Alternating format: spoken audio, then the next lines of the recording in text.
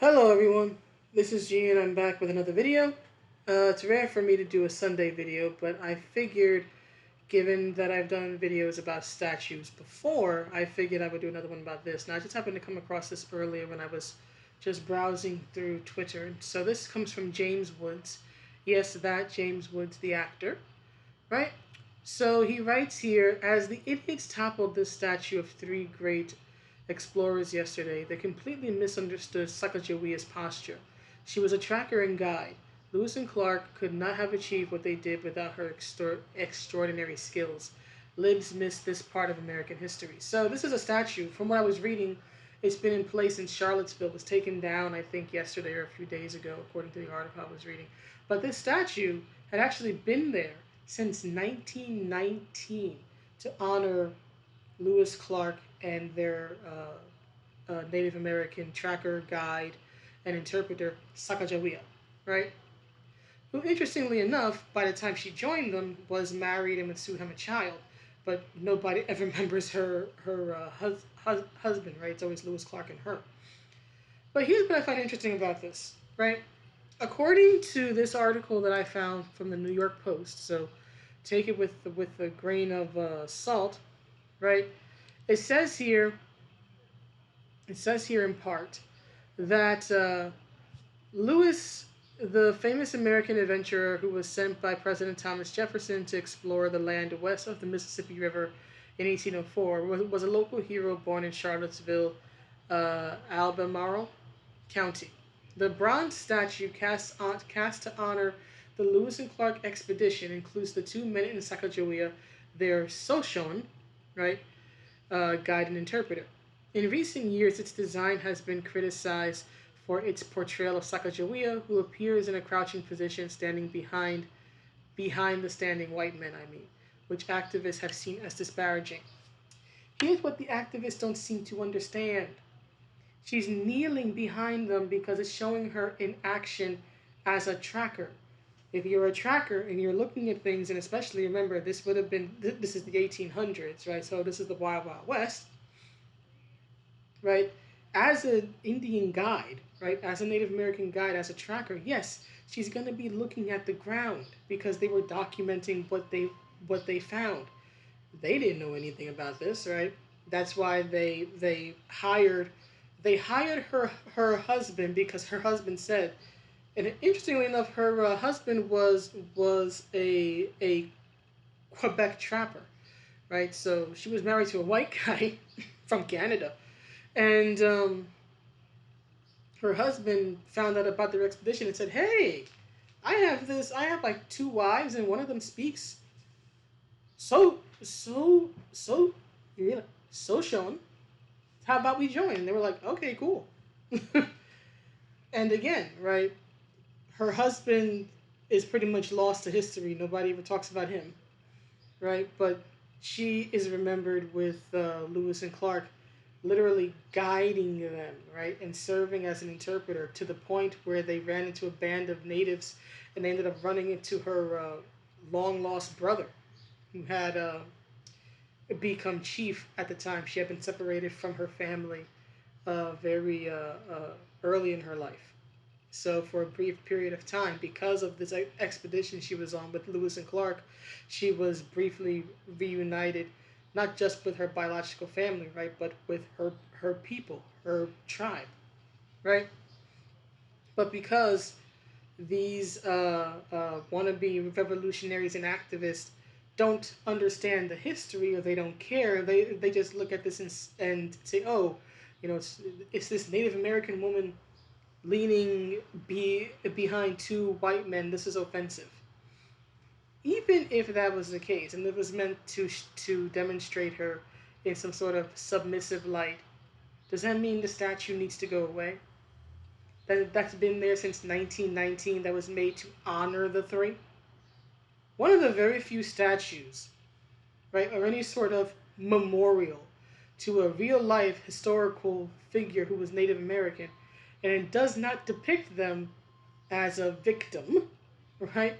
Because that's the way Native Americans often are depicted in American media, both past and currently, right? As victims, of white expansion and imperialism and all that. And I certainly understand why. But here's one of the few instances where a woman was actually helpful, right? And she was not oppressed, right? At least by the white people she was traveling with, right? They actually held her in high esteem. In particular, Clark, who would go on to adopt the children she had with her white Quebec trapper husband. Interesting. That's all I have to say. Interesting. he literally wrote a letter to her husband saying, I would like to adopt your children, sir.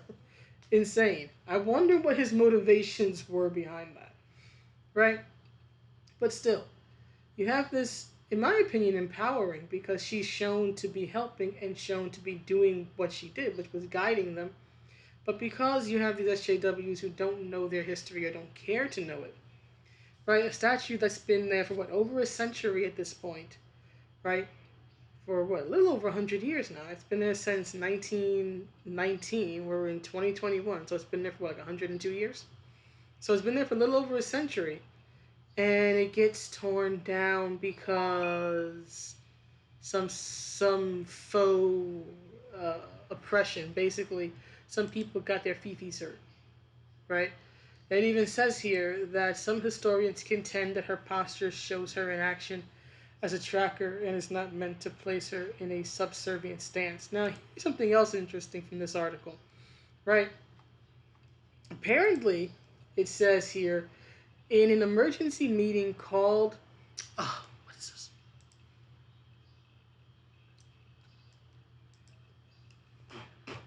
Excuse me. In an emergency meeting called with 20 minutes notice. 20 minutes! The Charlottesville City Council voted unanimously to cancel another piece of public art targeted by left-wing activists. So they decided to call an emergency meeting to pull down a statue that wasn't bothering nobody for over 100 years, all because of left-wing activism. A statue that was depicting an actual, real-life Native American woman, and it gets pulled down because of an emergency meeting that didn't even have the courtesy to give you 1 hour's notice, let alone at least 1 day's notice. Right? All to appease wannabe revolutionaries and activists. Real smart, Charlottesville. Very smart. But here's something else, and here's what really gets me. I feel that it should be melted down. Roseanne Abrahamson? Uh-oh. Abraham. Abraham was a prophet in the Bible. Oh no, is this poor lady gonna get canceled because of her last name? Right? Roseanne Abrahamson, a Sacagawea descendant. I want proof of that. She can just claim she's a descendant. Do we have any proof she's actually descended from Sacagawea's family line? Said during the council meeting, the Daily Progress reported, I feel that it's entirely offensive and should be obliterated. Let's assume for a moment this woman actually is a descendant of one of Sacagawea's children. Okay. Tell me, Miss Roseanne, tell me what was so offensive about this statue that was standing in this city for a century. What's so offensive here? Are the men beating her? Are Lewis and Clark pointing their rifles at her? Are they doing anything to hurt her? Are they doing anything to abuse her or to oppress her? No. They're standing in front of her. If anything, you could consider it a protective stance. Now, whether that was the intent of the original artist, we'll never know. But they're certainly not doing anything in this statue that could be construed just visually. If you take all the context out of it and just look at it. They're not doing anything to her in this statue that could be read as being abusive toward her. And from what I read, at least, I mean, maybe there's more information out there, I don't know, but from what I read, at least, I didn't come across anything saying that Lewis or Clark were ever abusive toward her, which would have been against the grain, against the norm at the time, given that she was a Native American woman, right? And this is the 1800s, and they're white explorers, right?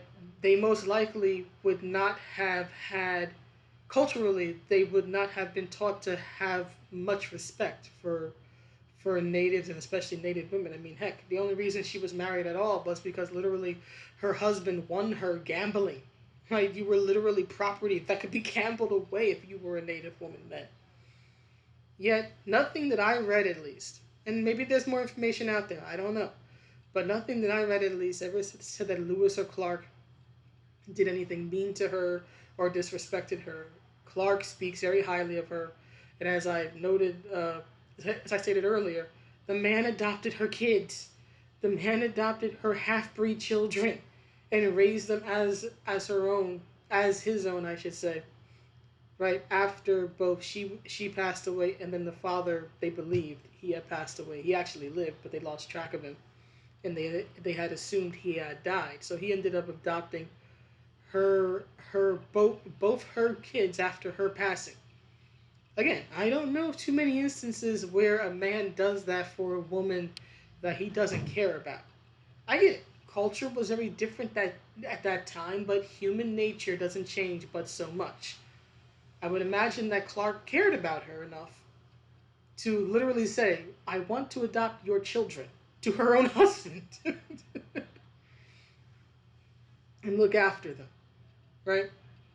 And this isn't even like a godfather thing, right? Because the whole thing of a godfather is that you become the child's parent in the event of the child's passing, right? He put all this in motion before their passing. He wasn't trying to wait until her husband passed away. He wanted those kids now, right?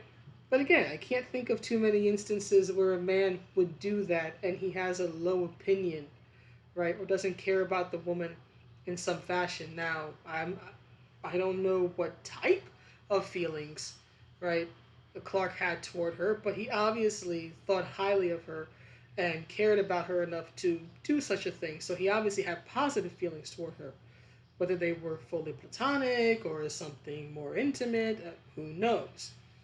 But he obviously did like her and he cared about her. Right? So again, nothing in this to indicate, either in this image or historically, that these two men were ever anything less than kind toward her. American history has certainly honored her in the centuries since her passing, and yet you want to tear the statue down, or in the case of Roseanne Abrahamson, who claims to be a descendant of the woman literally depicted in the statue. You want to tear it down because she's shown kneeling behind them, staring at the ground, doing her job as a tracker. This is your grand reasoning? Wow. Wow. Plus, let's understand something here, because I'm not a fan of tearing down statues because the people were not exactly moral individuals, right? People don't get statues made in their name, either during their lifetime or after it, because of who they were as individuals. People don't get statues made in their name because of their morals. Whether you judge them by the morals of their day or you judge them by the morals we currently possess in our day. People get statues made of them because of what they did, because of their contributions, whether it's to something greater, like this was, an expedition uh, uh, tasked upon them by the president himself, right? So this was for the good of the American nation at the time, right? But many people get statues or whatnot because of what they did to help advance society or what they did typically in their chosen profession, right? People get statues to memorialize them and keep their name and keep their memory alive long after the person has passed away, because Sacagawea, her death is her year of death is uncertain, but some people say it was around like the 1880s, right? And we're in 2021, so obviously right? It takes a lot to keep a person's memory alive, literally centuries after they have passed away, and everybody who knew them eventually passed away too. That's the purpose of a statue, right?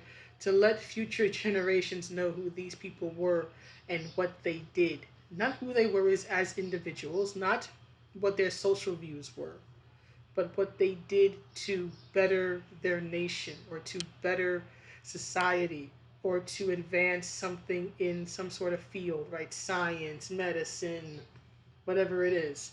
That's why people get statues. Not because of who they were morally or ethically, but what they did in the world. And to tear the statue down just because you don't understand why the Indian woman is kneeling behind two white guys is absolutely stupid in my mind. To claim that this is somehow offensive or oppressive, right, is absolutely stupid in my mind. This is actually, I would say, in a way, it's kind of similar to the removal of the image of Aunt Jemima on Aunt Jemima flour and other types of food products, right?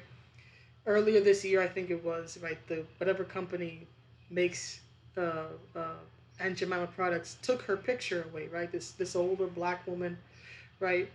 They took it away because of senseless complaints about how the image had its origins in the mammy stereotype. For those who are not familiar with that, the mammy was basically like an older black woman, sort of like a domestic help or the house slave, right? That's where its origins came from. Not that anybody ever thought of slavery when they looked at an Aunt Jemima flour or pancake mix in the modern day, but because that was the origins, the image had to go away, right? So let's defend black people, right? Or let's promote black people by literally taking a black woman's face off of some flour, right? That totally helps the representation of black people. Or I think it was earlier this year, they took the Indian woman off of Land O'Lakes butter. Yes, let's totally further reduce Native American representation on American food products by taking the Indian woman away. Who? How dare she just be sitting on her knees, worshiping butter? Oh no, so offensive. Look, you don't have to like the imagery. You can think it's stupid. I, I remember looking at the Land O'Lakes thing, rolling my eyes every time, like, oh dear God. I'll admit, I found it kind of silly, but I never found it offensive. I never looked and thought I was being mocked. It was playing into a stereotype, but we play into stereotypes all the time. It was nothing to remove the image for. Yet this is supposed to be revolutionary. This is supposed to stand up and represent people like me, right? It doesn't. Tearing down a statue that's been there for 100 years does nothing but feed the egos of the individuals who think they have done something grand for the world, right?